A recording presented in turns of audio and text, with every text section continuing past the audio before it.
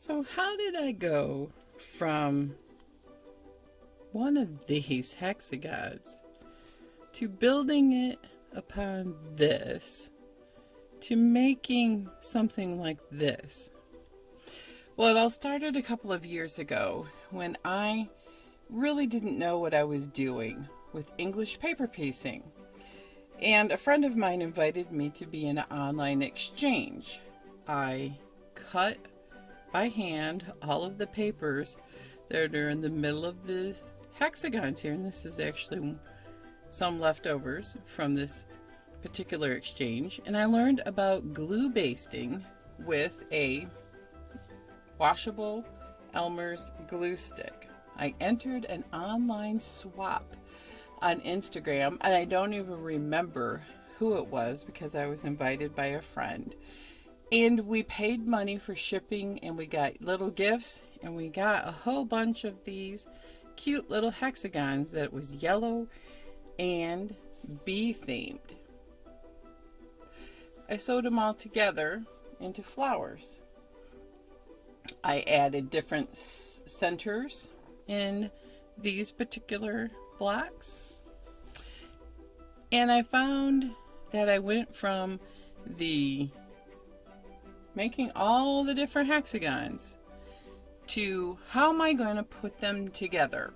And I knew that I didn't have enough to sew them all together like a grandmother's flower garden, which is all English paper piecing, but I decided to take a chance and machine applique the hexagons on squares. So this is what happens when you start a quilt without a plan. So I rifled through my stash and I found several fabrics to audition, and as I laid the hexagons out, I set them out for a really long time. And then I came across in my stash this really pretty pattern. I thought it was a Swiss dot. It's a real pretty gold pattern on a dark blue, and what is a more beautiful combination than navy blue and gold? Except I didn't realize that this was a directional pattern. Do you see how these dots go directionally? So as I got my quilt top done, I took a photo of it and I shared it on my Facebook group, which is My Creative Corner 3. And an eagle eye in my group, Jess, gives me the best quilting advice. And she goes, "Did you notice your background fabric is directional? Some of the dots go horizontal and some of the dots go vertical." And I said, "No." But I threw those that fabric on the wall after I appliqued all but one. And at the end, I'll show you that picture. And she goes, "It's directional." I'm like, I kept looking at it and looking at it going, what about it is bugging me? I just couldn't figure it out. And then when she told me it was a directional fabric, I went, of course. And what it was is that when you photograph a quilt, the camera sees things that your eye doesn't see, and it picked up on that directional fabric. So I always take a lot of photos and I share them online because it's quick thinking and eagle eyes that help you make your quilt better. By serendipitous and accidents or whatever, I did half of them on the vertical and half of them horizontally. And you'll notice that on my particular blocks, I wanted a flat top on the hexagon. And so half of these background pieces are oriented vertically, half were oriented horizontally. I spent days trying to do my best to distribute the yellow and gold. And then I decided to put a honeycomb border. I had a fat quarter left and I thought for sure there would be enough. Oh no. I'm always, doing binding chicken, bobbin chicken. You're like, yeah, I got enough. Let's see what happens. Nope. As you can tell, in the upper corner here and in the lower corner here, I ran out. So I thought, well, let's make it a feature. And I found another fabric left over, a fat quarter, and I added the little strips on the top and bottom, kind of like a toggling look. But I'm like, it looks unfinished. So I rifled through my fabrics again. So here you remember, I had no plan. I had no plan for size.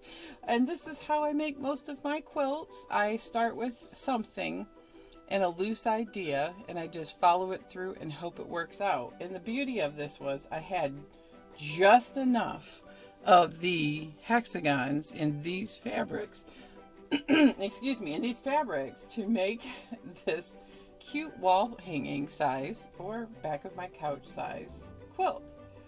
And then I thought that gold just didn't finish it right, and I usually don't put borders on my quilts.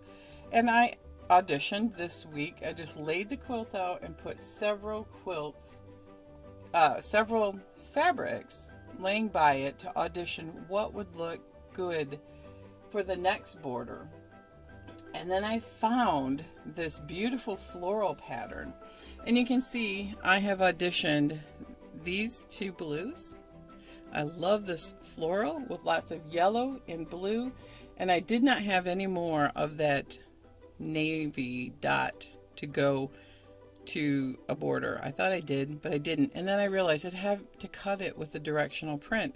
So I went with this really pretty blue.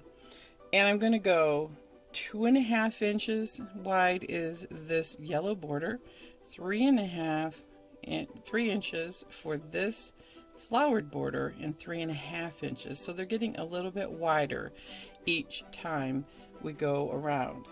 So when we come back, I will have put the borders on this quilt, and I'll show you what it looks like at its final stage.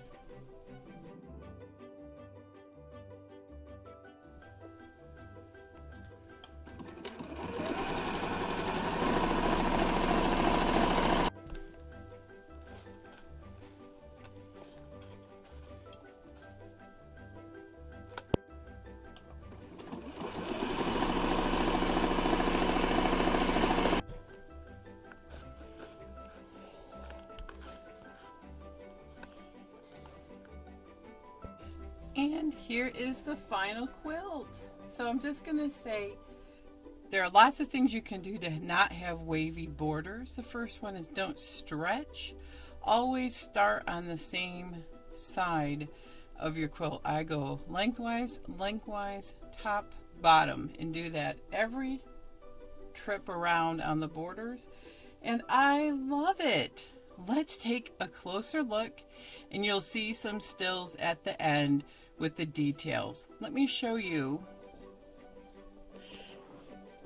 Let's look at, you can see how the horizontal and vertical dots of that background look. I'm going to maybe make a little feature of the taupe that's up here. And you can see the corners, they're sagging a teeny bit because I have it pinned on the design wall. And you can see I got the bumblebee. So these are all just randomly cut except for one or two that have some pretty cool fussy cuts. And I really enjoy this quilt. It's the perfect lap size. It's the perfect size to hang on my wall at work. And I want to say, for something that had no plan at the beginning, I am thrilled with how it turned out. Everybody have a wonderful week and be creative. Quilt on, everyone.